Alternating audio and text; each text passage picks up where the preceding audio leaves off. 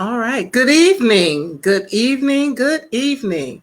Happy Monday to everyone who's here joining us live for this great conversation, or whenever you decide to pop in and take a look. I hope that you will enjoy what we've got going on for you on this particular episode of the BGC Book Club Live Conversations.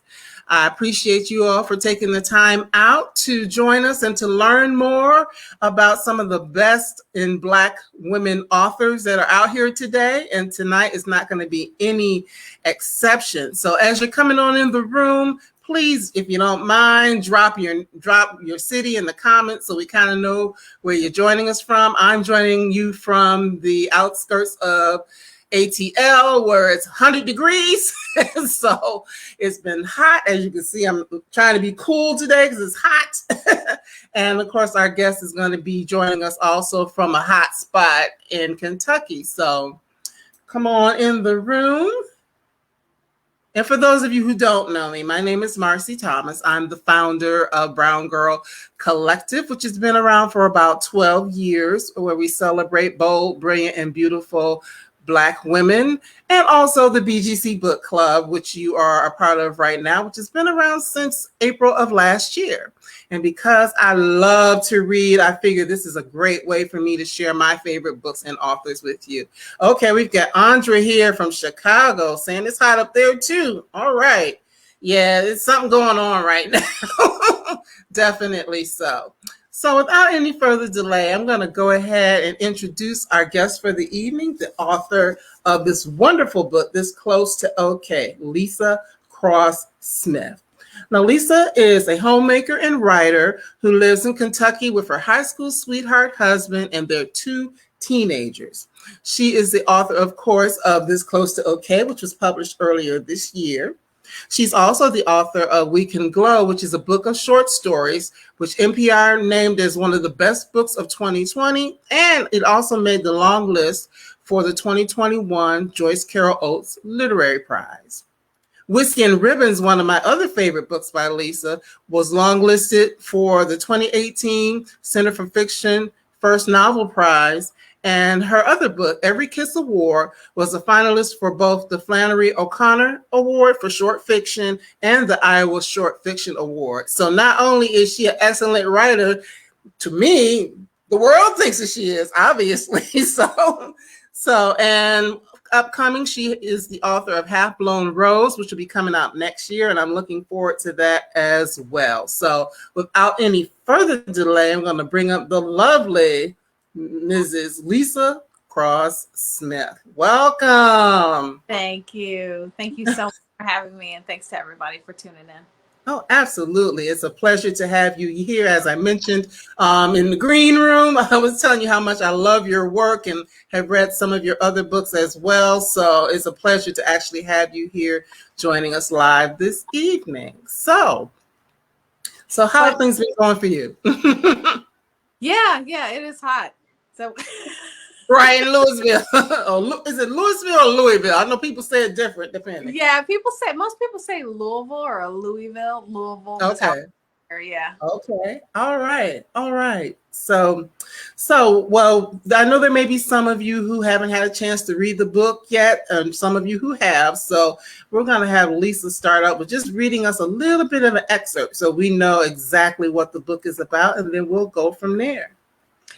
Yeah. I usually read just the very beginning. I'll start by saying that the premise of the story is that there's a woman named Tallie. She's on her way home from work, and she spies a man standing on the edge of a bridge like he's going to jump. So she jumps out of her car and tries to stop him.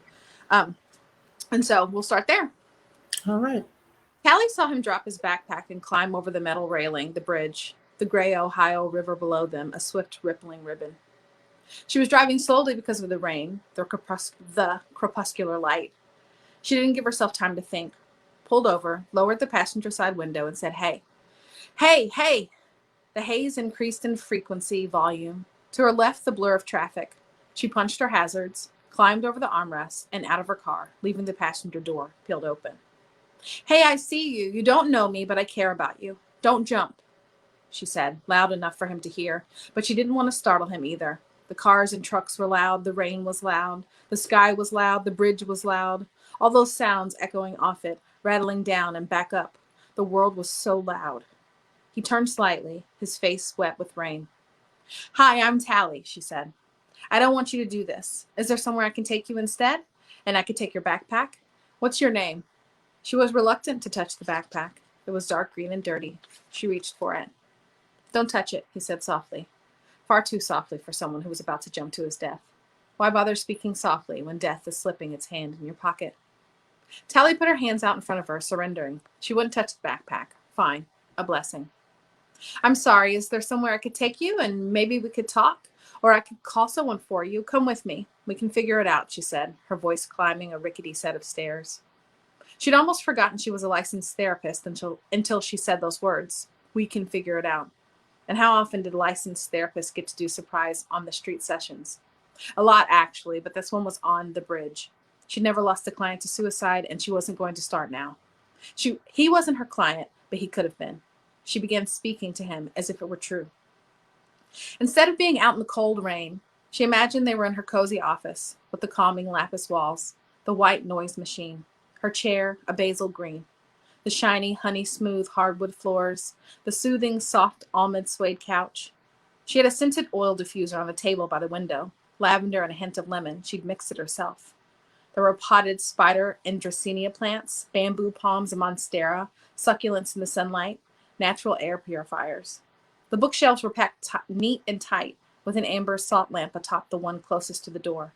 She pictured her office perfectly, transported herself there in her mind, willed that calm into her voice. Her receptionist's fingers gently clicked the computer keyboard. The rocky fountain bubbled in the waiting room. Her older brother Lionel was a big shot finance bro and had given her the money to design everything so beautifully from scratch it made her feel guilty, like she could never do anything so important and pretty for him. She didn't want the man on the bridge to know she was a therapist with a rich, big shot brother and a calming office just yet, because that would separate them. She wanted him to think and know she was like him. They were the same. She had her share of want to jump days, like everyone else, just had never made it over the railing before. "No thanks, leave me alone," he said politely. Too politely for death. He hadn't completely made his mind up yet. "I've had some bad days too, some really bad days. I just went through a divorce, and before the ink was dry, I found out my ex-husband got his mistress pregnant. I can't have babies, so it was literally the worst thing that could have happened to me. He's with her now, and they have a little girl. They moved to Montana to be closer to her family." "Who lives in Montana?" "I can't even remember where it is half the time," she said, hating that she used the word mistress. She usually tried to avoid it, knowing how it cast a spell she didn't intend. Mistress, with its snaky curves and Marilyn Monroe breathiness, implied so much drama and romance, it seemed desirable. "I'm sorry that happened to you," he said and paused. "But lots of people live in Montana. It's a regular state. I have friends who live there," his voice snapped, politeness averted. He was looking down at the river. It was cold and getting colder. Late October, the nights were getting longer. That alone made Tallie start to question whether life was worth living, God turning out the lights. Autumn was okay, but winter was too brutal to tackle alone, and this would be the second winter since her divorce. Joel would be spending winter in Montana with his new wife and baby. "Right. I'm sure Montana's fine. You said you had friends there. Why don't you come over to this side and tell me about your friends?" Tallie said, stepping closer to him. He looked at her before giving his attention back to the river. It was the first time she'd seen his face full on. He had a smattering of light freckles, like someone had accidentally spilled cinnamon across his nose and cheeks, and he was wearing a jacket the same color of his backpack. Both his jeans and boots syrupy brown. Shattered energy seemed to pulse from him like sonar, tight blips of loneliness. Tallie translated the echolocation easily. She was lonesome and blipping too. All right. All right. Thank you so much for sharing. I want people to look at you and not me. Well, I'm just fine looking at you. So thank you so much for sharing. So for those who haven't had a chance to read, that gives them kind of an introduction. Like Patricia saying she hasn't had a chance, but she certainly will read it. She's joining us from South Carolina.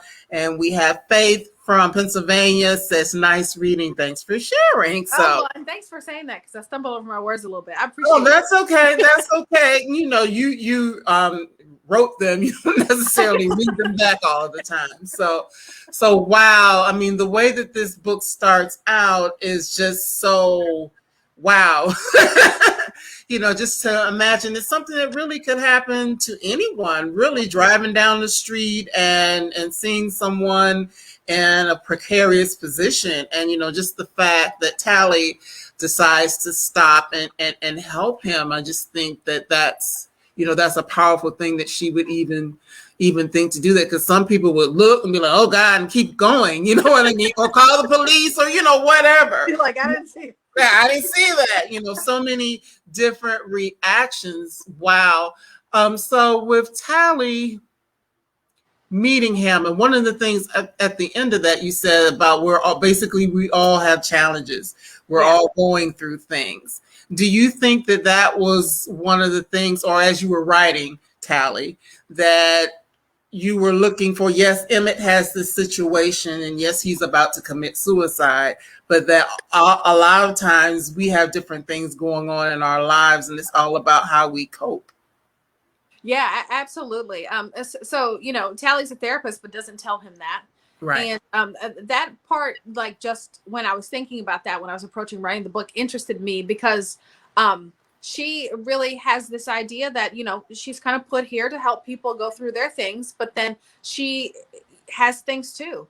And so for her to be able to open up, she's trying to save Emmett. She starts talking about what she has going on, and Emmett's like, you have a lot going on too. It's right. It's not just me. Your feelings and emotions are valid too. And that's how it is with people. You start talking to people. Some people are just, more likely to share. Some people are more private, but there's no one on this earth. There's no human unaffected by trauma and sadness and grief. It's something that actually connects us all. In just different layers of it. So it really did interest me to talk about two people who share this really intense, intimate weekend together, and then find ways to attempt to save and rescue each other. Although Absolutely. In the very beginning, it seems like he's the only one who needs it, really.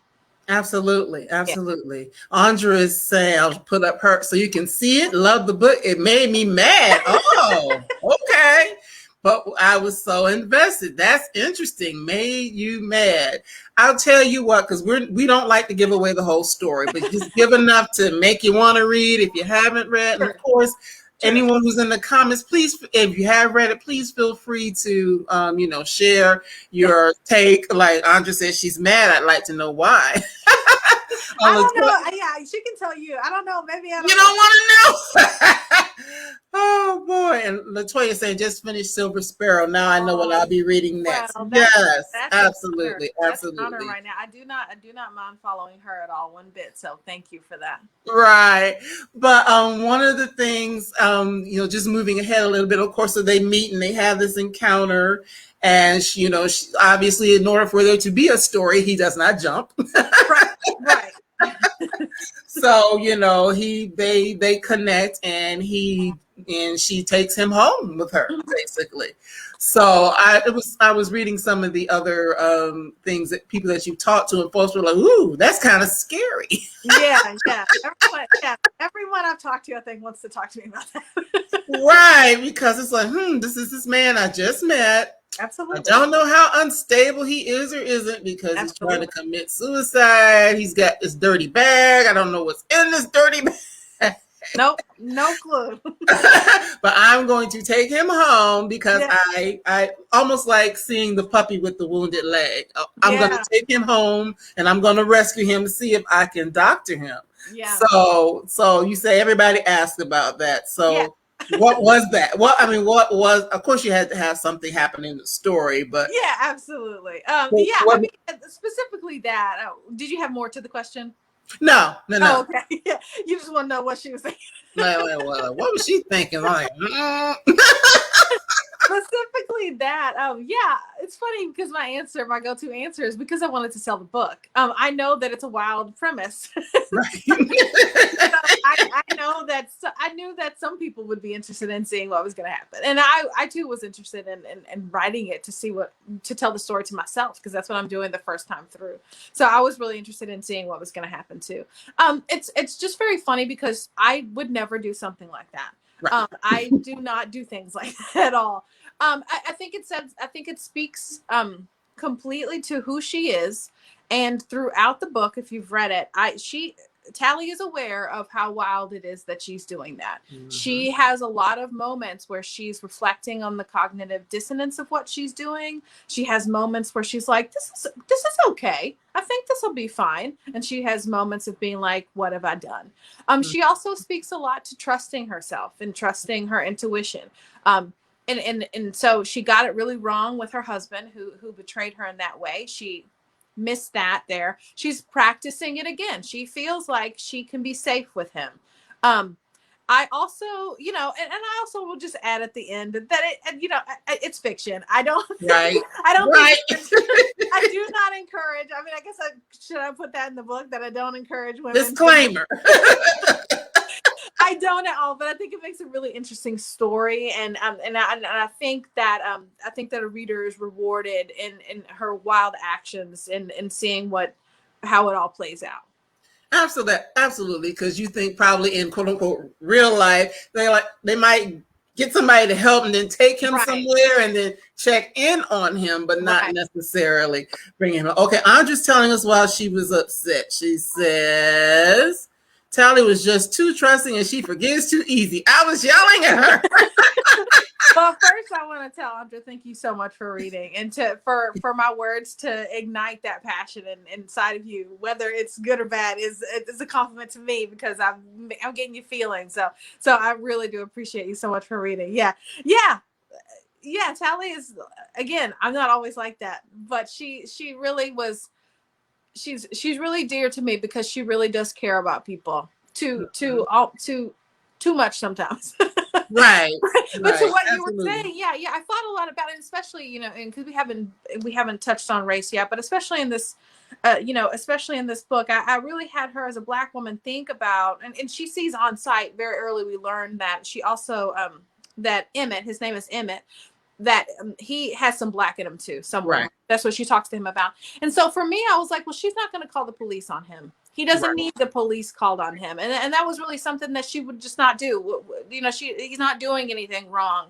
And then, he really did change they went for coffee before they go home, and his demeanor changes, and he's really charming. He makes her laugh, and she's really trying to process. It doesn't seem like he needs emergency help right now. Right. He's grown. She can't make him go somewhere. He needs to eat. I have a really comfy house. Mm-hmm. Why he's not scaring her right then? Why don't we go eat together? Right. But then one of the other things that kind of a turning point in the story. Yes, she takes him home, and yes, she's trusting, but yet she's still like, what's your name? Google's it. Where are you from? She's trying to get information so she can figure out who he is. And then there are some things that he has in his jacket that she takes to get some information, trying to figure things out about him. So that's another thing. So she trusts, but she's trying to verify. She's not really able to verify. Right. And that is a turning point as well in the story, because as Emmett discovers that, Tallie is like checking him out, he decides to do something to stir up some stuff in her life, and specifically in regards to her ex-husband. Right. I thought that was very interesting. Yeah, it got messy fast. Very fast. Because mind you, for those who haven't read it, the bulk of this story takes place over the course of 4 days: a Thursday evening, a Friday, a Saturday, and a Sunday. So yeah, it had to move fast. Yeah. It had to move fast. Yeah, it got messy pretty quick. And I made him a little bit drunksy at that point, because it's like, oh, would he do something like that? He feels like he's getting her back for a little bit of betrayal, and once again, it interested me. This, myself, I was interested to see how it was all going to play out. But yeah, you're exactly right. They're making dinner in the kitchen. She's kind of like, oh, I trust you, and trust him enough to give him a knife so he can chop. It was just, it just the whole, like, I knew people would be screaming at the book, and I'm okay with that. That's like Black people at the movie screaming at the screen. Same right. Girl, don't go in there. Yeah, exactly. Exactly. That was really, that, like you said, it turned ugly quickly. Well, that's the thing about doing it over the course of a weekend. What was it that made you want to I guess you kind of had to condense the story, being that these were two strangers, kind of like a chance encounter. But, you know, what was the thing about having them in this place, in this space, in this weekend? You know, tell us a little bit about that. Yeah, I really love movies and episodes of TV shows and books that do that, that really condensed thing. I also really love forced intimacy. I talk about that often when I'm talking to people about it. It's like if there's a natural disaster or there's some sort of tragedy or some sort of thing, and then people work together, like you kind of drop that normal thing, like who needs what, like how can I help? That's really what I was doing here. Like it's kind of like dropped instantly, and it's like as if they've known each other forever, or at least they have secrets, but the things they're revealing, the things they're choosing to reveal to each other. So my first novel, Whiskey and Ribbons, it takes place over a longer period of time, but there are parts of it that are only taking place inside of a home during a blizzard. So the two people are forced to confront the feelings they've had for each other and the feelings they're going through with all these different things.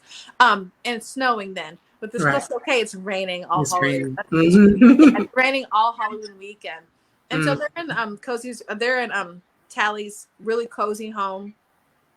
And they're kind of forced. There's nowhere really to go. Of course, he's had a day on Thursday. He was feeling like he wanted to end his life. On Friday, they're doing stuff. She's trying to keep him distracted, really. She knows from all that she knows about, you know, therapy and all of her training. She knows that it's helpful to have people looking forward to something else. So her brother's throwing this huge Halloween party. So she's like, we can go there. We can get costumes to go there. She keeps dangling these things in front of him to get him to want to stay, you know, excited about something or looking forward to something, even if it's small. And so I knew that I had to have that out there. And then you do know that they can't go on like this forever. And, you know, she go back to her life. She has an extra day off. He needs to you know, with whatever he has going on. So it just was exciting to me to have it really, really short like that. And I wrote it. It's not a thriller, but I read a lot of thrillers before, and I wanted to have that same sort of ticking, you know, anything can happen at any moment, especially when we have these explosive secrets that, you know, are going to be revealed. So yeah, I did that because I just love it. Simple enough. Absolutely. Absolutely. And, you know, just thinking about that, you're right about this forced intimacy, because when you said that, it made me think about COVID and being stuck at home. Wow. Yeah. With family members sometimes that you may not, your roommate or whomever that you might, you know, normally you're about your workaday world, going to school, you know, whatever it is that you do, but now you're in this forced intimacy and things start coming up. And, you know, we've seen some, like, in terms of couples, some couples have gotten really close and some couples have been like, I don't really like you like that. Yeah, absolutely. I did not want this. Right. Like, it's okay when you're at work 12 hours a day, but now I'm looking at you all day, every day. I don't know about Absolutely. Yeah. I think that you're forced, you know, you're forced to do that. And so often it is something like, I've got to plug my phone in, sorry. And so often it is something like that. It is something like a tragedy or something that wouldn't normally happen. Normally she would just go home, but now something has entered the atmosphere. And so now my weekend's a little bit different than I thought it was going to be. Absolutely. Yeah. So, I mean, gosh, there's so many different things. Oh, one of the things that I think about just in terms of Tallie, I mean, she's a person, back to the whole thing of they're both going through things. We know, of course, Emmett has attempted to end his life, but Tallie has had something major happen in her life as well, which is a divorce. Finding out her husband is seeing someone else and they have a baby. Tallie hadn't been able to have a baby. So I really felt in reading the book that, I mean, even though she's dating somebody else and, you know, there's things that happen with that, we find out later on that it was just something about Emmett gave her, she felt needed in a way that maybe she didn't feel in her relationship, or the fact that she had just recently lost this relationship. Yeah. Wow. I love how you put that. I don't think anyone said that to me in that way. That's really beautiful. Yeah. She feels a really strong connection to him. And she almost feels guilty about it. There's a moment where she's like, why am I feeling this way about him, really? You know, I don't know him. He doesn't know me. but I know I can't just keep driving. I know I can't just let him leave. Mm-hmm. You know, yeah. And then, and through the course of getting to know him, he's really offering up all these really insightful things about her that Right. he's hearing that she's not saying. So she's like, oh, wow, I didn't really know that was all over my face, or I didn't really know that that was coming out like that. And so she's the therapist hiding it from him. And he's like, hold on, did you mean it when you said that? Or wait a minute, go back to what you just said, because Mm-hmm. this. And so, you know, he's kind of a therapist for her too. And she didn't really expect Absolutely. that. And she likes that because no one does that for her. Right. That's her job. So she's like, he's listening to me, and he understands me. And especially in that moment, those moments where she's pretty lonely and he's lonely too. And right now I'm okay with this. This is making me feel better. They're both discovering that being with each other is making them feel better. Let's see how long this can go. Yeah, absolutely. Absolutely. Andra just said she definitely uses helping others as a way to not have to focus on herself. Absolutely. Yes, and we as women Yeah. do that a lot. Yeah. Absolutely. You're exactly right. Yeah. Because quick sidebar, a friend of mine decided to start writing a kind of like her blog, and she knows I'm always into the reading and do some writing and stuff. So she sent it to me to read today, and I was like, "Oh, that's beautiful," whatever. And she's like, "Yeah, do you think it makes sense? Is it good enough?" And I'm like, "Well, ma'am, you're writing for you. It doesn't have to make sense Yeah. to anyone but you." And she's like, "Yeah, I guess falling into this thing of wanting someone else to get something out of it." I'm like, "Well, no, you write for you. And then if someone else manages to get something out of it when you choose to share it, that's great. But you're writing for you. You're not writing for others." So, yeah. Hopefully she'll practice that. I think practicing that helps too. Absolutely. So yeah, we do that. What are other people going to think about that? So one of the things I did like the fact that it turned out that they had a lot in common. That they liked a lot of the same things and all that. And it's just the thing about that I liked is that, you can meet someone and you might not think that there are common threads, but we can find common threads with all sorts of people. And I did like that part. And it didn't seem like he was faking it. It seemed like it was sincere. Yeah, he's a little younger than she is, and she doesn't know where he's from, and he's not revealing a lot. He's not really telling her a whole lot, but what he is telling, she does feel like she can connect with that, and especially when it comes to art, like they both really love art, and they like some of the same scenes from some of the same movies. So and and they're both comforted by the fact that there's a baseball game on and it's raining, and and they both love to eat. And he's good in the kitchen, and he loves her home. So being in her home, it's not really, but it's almost like this close to being magical. Her home is, because she just lights candles, and it's like very comforting. She pays a lot of attention to that in her office and in her home to make sure she's creating these really soft, cozy environments, so that people can open up. She really loves her home, and she has 2 cats, and she really does watch the cats. The cats seem to love him. So let's just see where this goes. She, and then something we haven't touched on, but she also asked him if he felt comfortable staying, and she lets him stay. Right.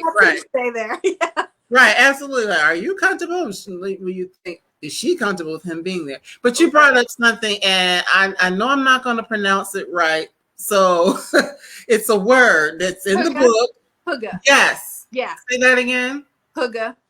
And it's spelled Hygge.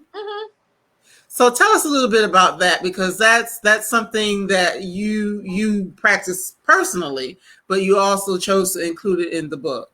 Yeah, I didn't know it existed till a couple of years ago. It's a Danish word, and the first definition I saw for it was that it's the absence of anything annoying. I'm very easily annoyed, so I was like, "Oh wow, what a dream!" It's stuff that I already did and loved, but I didn't know we had a name for it.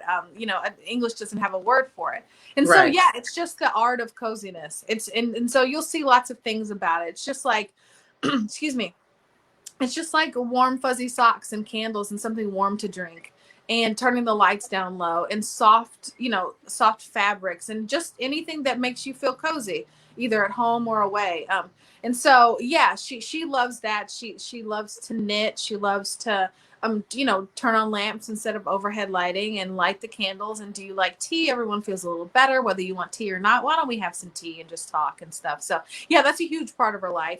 I have like cozy advocate in some of my bios online because I believe in coziness. I do. The world is just so hard and loud and sad all the time. And as much as I can, I love to make my space as comfortable as possible. And that's important to her too.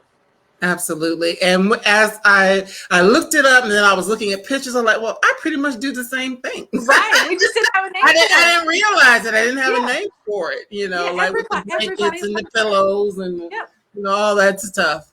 I have candles everywhere, all of that. So I'm like, that's really neat. And you're right. I think more of us need to create those spaces, even if you can't do it within your own home. And this is just for, especially you ladies out here who have families and things like that. Create a space for yourself that's like that. It's just all about, the things that bring you joy and happiness and help you feel cozy and, things like that, because that's something that's just important, especially when in this world that there's always so much chaos. If you can have that place, it just makes you feel like, like a warm blanket. Right here, right now, things can be okay. Yeah, absolutely. So thank you for that. Now, of course, they're going on to this great adventure. They decide to attend this event. Yeah. And along the way, there are people who keep recognizing Emmett. Right. Which I was like, oh, Lord, what's this going to be? That's exactly what I want you to feel. Good. Right. Like, why is it the people, they seen him on the news? Like, what's going on? Is he what should I say? Somebody who's famous and just trying to, hide? I mean, like, what is this really about? Yeah. Yeah, so that was really interesting. Yeah, I want to make sure I did that enough, but also not too much. Right. Because it very well could be just in his mind. Right. He could have just thought that people were looking at him like that. We don't know. I unravel that pretty slowly. So that the reader will be like, wait a minute, Right. And one of the things, because I know that Tallie described him as striking. So, of course, someone who's like, good looking or attractive, people are going to notice them. So it could have just been because they thought he was good looking or unique looking or whatever the case may be. Because even if you look at the cover of the book, well, it's kind of hard to see. Well, yeah, you can see it a little bit. Well, he's got like freckles and things like that. He has a unique appearance. So I know if I saw him walking down the street, I'd probably look twice, Yeah. Right. I love writing black characters. Black characters in general, period. And I love writing characters of mixed race. It just interests me. I have children who are black and white, and my nieces and nephews too. And it's like, I just loved thinking that he had a black grandmother, and he, his favorite grandmother was black. And so he just, who he is. He just owns that's who he is. He's a man who, had a black grandmother and also has red, his hair's a little red and he has freckles too. And I just love that. So he appeared very vividly to me from the very beginning. It's one of the first things I could just see him immediately. And yeah, so to what you were saying, yeah, I mean, that's what I want the reader to be like, okay, maybe it's just because he's got freckles and reddish hair that people are kind of like, oh, okay. Or maybe in this little area where she lives, it's super cozy. They haven't seen him before. Maybe that's the only reason they're just looking at him to be like, who's that? And they know Tallie and they see her with this young man. Oh, yeah, what's really going on? Yeah. What's really going on? Now, I know we talked a lot about Tallie. Now, on to Emmett. One of the things that, without giving anything away, that led him was he experienced a great loss in his life. And he was basically at his wit's end at that point. And just that's why he wound up. Because I know the person who was asking questions ahead of this said, how did he end up on the bridge? I don't see her in the room, but I know she'll watch it later. Right. Is that he had some things happen in his life that led him, to that feeling of despair. Yeah. And this is where, I don't want to give away too much, but he was dealing with that. And of course, having some like a mental health crisis, so to speak. Right. And so, just from the perspective of writing a character who was dealing with mental health issues, how important was that to you? Yeah, I mean, it's a mental health and caring for your mental health is a thread that runs, you know, through the whole book. Of course, I have Tallie as a therapist, so that's literally her job. And then she meets a man who's obviously having a mental health crisis. Um, yeah, it was also important for me to talk about people who maybe you wouldn't suspect have mental health issues, or they just love someone who has mental health issues, and how that weighs on a person. How it's something that everyone needs to tend to, really, and it can look different. What led Emmett to the bridge is really complicated and layered. It's not just one thing, it's layers of things. Um, and he's not even necessarily a person who ever had issues with his mental health before all this. And so it's fully explained in the book if you read the entire thing. But yeah, it's even someone like Tallie who wouldn't really say or think she had mental health issues, but she's been dealt a pretty big blow, and so ignoring those isn't really helping her, so then stuff is coming out. I wanted to make sure the book had a tenderness to it. I wanted to make sure the book did justice to the different ways that things that struggles with mental health can look, the different ways those things could look. But I also but it's also not a textbook.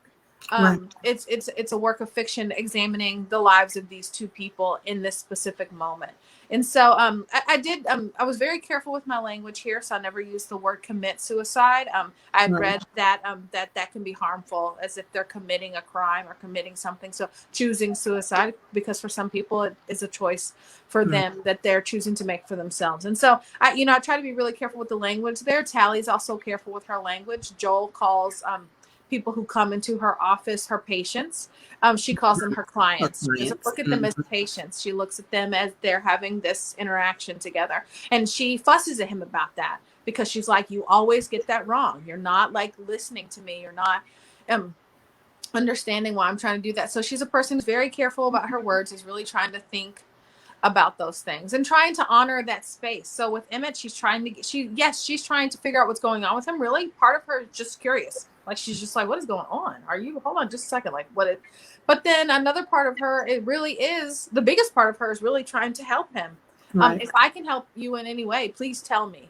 Like, if it just talking to me helps, or if I ask the right questions, if I can pull a thread and that can lead you to some sort of thing, she really is trying to do that, ignoring her own stuff. And then that's when he's like, the whole world's not about me. Look at what you got going on. You want to talk about it? Absolutely. I'm trying not to give away too many things.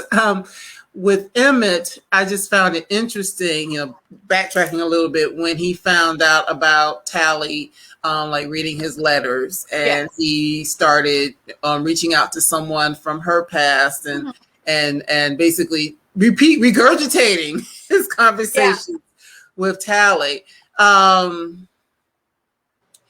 That was an interesting take for him to do that. And I know he said that, ultimately he was going to share the information with her at some point in time later on, which he ultimately did. But I just found that interesting for him to do that, pretty much taking what she was saying verbatim, and talking to her ex-husband, and her ex-husband responding. One of the things I found interesting is that it was like he was seeking closure for her. Yeah. But she already had her closure. Right. Yeah. They both really overstep their boundaries there and try to make the best of it. So quickly, I would just say she invites him to spend the night. He spends the night there, and this is not a big spoiler. I talk about it in things, but he, like I said, he's had a little bit of wine. He gets through her, the Facebook page, and finds her ex-husband's. He's just snooping around, finds her ex-husband's information, and creates an email address and starts talking to her ex-husband Joel. Kind of with some questions she had, like, this is something that I would like to know if he, how he felt about this whole thing, or how he's feeling now. She hadn't talked to him in a while, and so, like, he goes to sleep, and then when he checks his email. He checks the email, and Joel has written him back. And Joel has really opened up, thinking he's talking to Tallie. And he's so thankful that Tallie has written him, and maybe Tallie can forgive him. They were married for almost 11 years, 10 or 11 years. So then Emmett's like, I mean, of course he could just pretend like he would feel bad not responding to the guy. The guy's so stoked that he thinks his ex-wife has written him. And wait a minute, he's saying some things like, so Emmett's like, maybe if I feed her what he's saying, it can, maybe it's just a mess. It's like you're trying to clean up a mess and he feels really bad for her because she's truly just so nice and being so sweet. Yeah. And he made a rash decision, and they both really crossed those boundaries. Yeah. It just got messy real fast. But like I said, it was really fun for me to write because I was like, this is wild. Yeah, it is. It is. Now, Andra, you know you're not right. She says that it was because he couldn't get any. I don't think he was trying to get any at first. I don't think that was on his mind. Now, what was on her mind, maybe? So you'll have to tell me. Yeah, Andra, you'll have to tell me if you mean Emmett that night specifically. Okay. Closure. Okay. Yeah, makes a big difference. Thank you, Andra. Okay, I'm gonna be laughing about that all night. Closure. Yes. That was my thought. When you said he couldn't get any, I was like, Yes. I mean, we can talk about there's horniness involved. We can talk about that later, but that was, yeah, you're exactly right. He's had experiences in his life and he was not able to get the closure, and he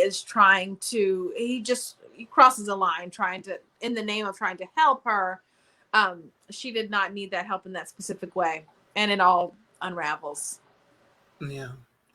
Yeah, well, I want to fast forward to the party. Now, that was an interesting thing, this big fancy party, the Halloween party. Everybody's there, and, I guess Tallie's parents kind of breeze in and out because they don't get along, divorced parents or whatever. Yeah. And they're at this party, and all these different people are there, but then something happens to Lionel. Right. Where Emmett jumps in to save the day. And I thought that was like, wow, he goes from being this person who almost takes his life to now going to save someone else. So now he's a hero. So that was an interesting take. Yeah. In going that direction with his trajectory. Yeah. I always knew that something really huge was going to happen at the party. Before I even got the rest of the story started to fuss together for me, I knew something huge was going to happen at the party, but I didn't know what it was going to be. And so once I figured that out, I knew that whatever it was, the way Emmett reacted was going to change everything between him and Tallie. She was going to see him in a whole new way. I'm seeing this person as this sort of fragile, vulnerable person. And then when she can't spring to action, he does in a way that's really kind of shocking. She's like, right. How did you know what to do? How were you able to do this? And so, and I just love the idea of having this perfect like event, this huge event. Lionel's crazy rich, and to have this like huge thing, and then everything's so great. It's Halloween, like fun, and then everything like takes a turn, and then from then on it's like pedal down to the end, because then everything takes a turn. Everything takes a turn. Yeah. And speaking about intimacy, getting any, so that was a good segue to us going there. Thank you, Andra. Thank you. It's funny because you could kind of tell all along the way that, they kind of liked each other. Sure. But, it's one of those things you wonder, like, did they really like each other? Or is more or less he's helping her, she's helping him, and there is this attraction, because of that. It's one of those things that's hard to really say. But, there is this attraction. And once she sees him as, Tallie sees Emmett as this hero and not as this fragile being, all of a sudden things start to take a spin, and there is, some intimacy that occurs. Yeah, it's for grown people. It's for grown people. I really, that just felt natural and normal for me. Two single attractive people who are in this really intense situation, both also wanting to escape this darkness, and in their lives.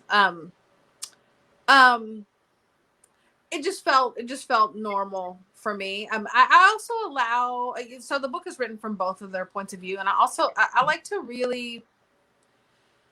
allow my characters to feel however they feel inside. So there are moments where Tallie, we get her inner thoughts, and she's thinking about him. He's handsome. So yes, it would be terrible if she talked about that all the time, or if she even said that like openly. Then he was not feeling well on Thursday at all. Like, so right. I was very careful. I was very careful about that. But in her mind, she's a heterosexual woman, and he is handsome, and so she does recognize that. And he does sort of the same thing with her too. He's like, she's really pretty. Like she looks pretty. Like, he's not necessarily looking for a woman right now. He's not going after her or trying to take advantage of that, but she looked beautiful when she sat down at the table. And so he just makes note of that. But they also have that conversation. I do that a lot with my characters. Like, I have them just confronted. So they have that conversation, like, that's sort of awkward. Like, hold on, I don't want you to think I'm taking advantage of you. Why would you even say that? I'm a grown man. I'm a grown woman. So they have those, they talk about that stuff. I wanted to write it in a way that felt normal, not even specifically romantic, even though I think there are romantic elements to it, but it's not a romance. And that was never my intent, but it just feels normal to me because they're just grown people, and sex is a part of life, and it's a part of their lives. And if maybe this will help for, maybe let's just drift away for a second. Right. Yeah. And that's kind of what I felt that it was. I mean, yes, there was this attraction, but there was also something that, something happened that was that could have potentially been tragic. He shows up as this hero, and, they're feeling all kinds of adrenaline and emotions, and so much is going on. And that was just an expression of that, because it wasn't like after the fact, they're like, oh, I love you, it didn't turn into something, whatever, because sometimes that does happen. But that wasn't the way that you took it. And I'm kind of glad. Yeah, I mean, I love those books and movies. That's not this book, but I love those too. That's not this specifically, but this one was. It's a deep connection on a lot of different levels. What's that look like, and then what happens when the weekend's over? Right. Exactly. So as I said, I'm not going to give you any spoilers because I don't believe in that. However, the book does end in a very interesting way. Ultimately the weekend ends, and, there's some things that happen. Right. They do end up going their separate ways. But one of the things that I did love is that, a lot of the things that Tallie talked about working on for herself, she actually did it. Yeah. She had thought about adopting a child. She goes and does that. She embraces the relationship that she's already in, with this person that she loved and kind of been, it's like Emmett coming into her life gave her the opportunity to let go of some of the old. Right. And be able to embrace what was new and what was in front of her, to stop stalking what her husband was doing and all that kind of stuff. Yeah, stop trying to figure out what was going on with him and his new child and his new wife, but beginning to embrace her own life and even doing things in her business, all of that. I thought that was very powerful. Yeah. I thought that Emmett, being able to get in touch with his family and, face some of his demons as well, and get help, willingly get help from a therapist, not, all of that. I thought that was very powerful. So it gives a good ending. I didn't tell too much in that. I don't think you did. Thank you. You still have to read it to figure out how they got there. Yeah, I get messages pretty often from people about the ending, and they always are wanting one specific ending, which never crossed my mind. So it's really funny. The first time I was like, oh, that never crossed my mind. So it's kind of interesting when people want to talk about that. But I just wanted to do their relationship and them individually. I wanted to do that work, and I wanted to do that justice. The weekend could have ended maybe a couple different ways, but that was always the way it was going to end for me. But I understand people who wish for it to end a different way too. I totally understand that. Yeah, because sometimes people, I get it without saying, I get it. You want to see. I do too. Yeah, I love Jones, but this ain't that. But I think there are a lot of different ways to keep someone in your life, and I think there are a lot of different ways for people to be meant to be. And they're obviously meant to be. They were obviously meant to be. And every of those things that happen really give the weekend more meaning. This meaning that Tallie was looking for, like, because she has a very strong faith, and she's like, I need the Lord to help me with this. And so it gives meaning, because, what if Emmett weren't at the party? What if this didn't happen like this? What if these things didn't happen like this? Would she have opened up in this way? Would she get the same kind of closure in this way? Would he, just like you move one little thing and everything can be different. So yeah, of course I think it's a satisfying, ending. But I thought so. In all seriousness, I like the way that it ended, because it wasn't necessarily what you would have expected going into it based upon everything that happened. You might have thought it would have ended differently, but I like the way that it ended, because to me, to me, that just felt more like, okay, that makes sense. Yeah. Everybody gets a chance to, they came together for a reason. They built this very powerful thing in a short time frame, and then they continued on with their lives with each other as a part of their lives. So that makes sense. That makes sense to me. Well, thank you for saying that. I appreciate it. So, is there anybody in here who has any questions that maybe I didn't ask before we get ready to wrap up?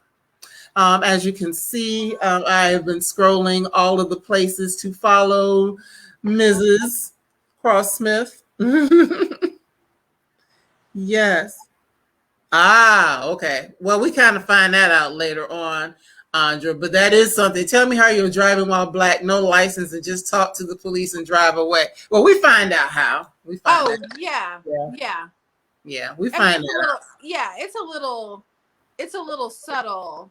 I don't specifically talk about that, but it's because I don't know if I can say that. I don't want to spoil anyone, but because you'll spoil it, I think, if you tell. But there is a reason, and normally that would not happen. This was a special case. Let me get out the car and talk to you. Like, say what? Say what now? I knew that was an alert to a lot of people, because that's a alert. And a little bit of trivia there is, right after I finished writing that scene, I hadn't gotten a speeding ticket in 17 years. And like a couple days after I finished writing that scene, I got my first speeding ticket in like 17 years. Oh, wow.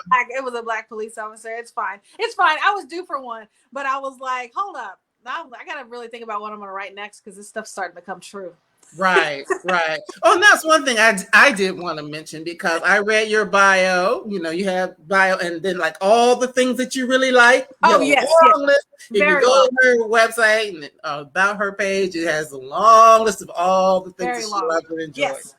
But I saw so many of those things in the book. Yeah. So I thought that was cool. That you incorporated a piece of yourself. Yeah, that's funny. No one said that to me before, but yeah, you're exactly right. Because I'm like, oh yeah, she mentioned that song. She mentioned that. She mentioned that. I'm like, okay. See, I was paying attention. Well, I'd expect no less from you. I love it. Thank you. So I think that's great, to be able to tell your stories and incorporate a bit of yourself. And as we talked about before, just the fact that it's Louisville. Mm-hmm. Get it right. You got it. Where Yeah. you live, where you're from. So you're incorporating home and space and where you live, and then also incorporating pieces of yourself without the story being about you. So I think that's pretty good. Yeah. Oh, and back to the part about driving while black. It was just very interesting how it helped him continue with his life. Yeah. Oh yeah. Oh yeah. Yeah. Because she was like, hold up. But Where do you do that at? Yeah. That seems weird. But then again, you'd be like, what could it possibly be? I can't figure it out. And as long as we're getting out of here alive and get to leave now, I guess I won't ask any more questions. I mean, Right. Exactly. Yeah, I agree. So I mentioned earlier that you have another book coming out next year. Tell us a little bit about that. Yeah, so it comes out on July 5th, 2022. It's that's my fifth book. It'll be my third novel. It's called Half Blown Rose, which is a line from a book by Charlotte Bronte called Jane Eyre. And it is about a woman. Her name is Vincent, and she after her husband's betrayal, she moves to Paris. She is a rich, privileged Black woman. Her parents are famous rich artists, and they have an apartment in Paris. And so she's had enough of her husband, and she goes and lives in their apartment. She has they have two grown children in their 20s, and she starts. She's an artist, and she starts teaching art, creativity